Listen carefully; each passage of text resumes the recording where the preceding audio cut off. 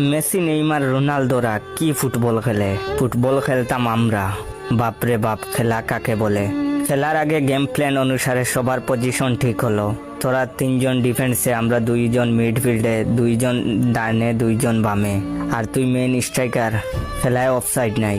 তুই main striker, ওদের গোলবারের হেলান দিয়ে দাঁড়িয়ে গোলকিপারের সাথে গল্প কর। নিচে নামার দরকার নাই, শুধু আমরা বল এগিয়ে দিলে গোল করবি। খবরদার মিস হওয়া চলবে না। তারপর খেলা শুরু হওয়ার 2 মিনিট পর পজিশন সব ভেঙে চুরে একাকার অবস্থা। ডিফেন্ডার চলে গেছে গোল করতে, স্ট্রাইকার এসে ডিফেন্স সামলাচ্ছে। মাঠে কাদা থাকলে আরেকটা দৃশ্য দেখা যায়, জটলার ভিতরে লাতালাতি চলতেছে।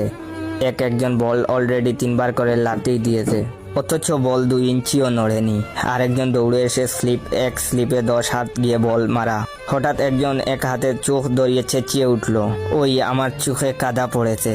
তারপর আরেক চোখ খোলা রেখে পাশের পুকুরে জুপ করে দিল লাফ। কাদা জলের বারে আরেকজনের প্যান্ট খুমর সেরে অবিকর্ষণের টানে বুক কেন্দ্রের দিকে ছুটছে।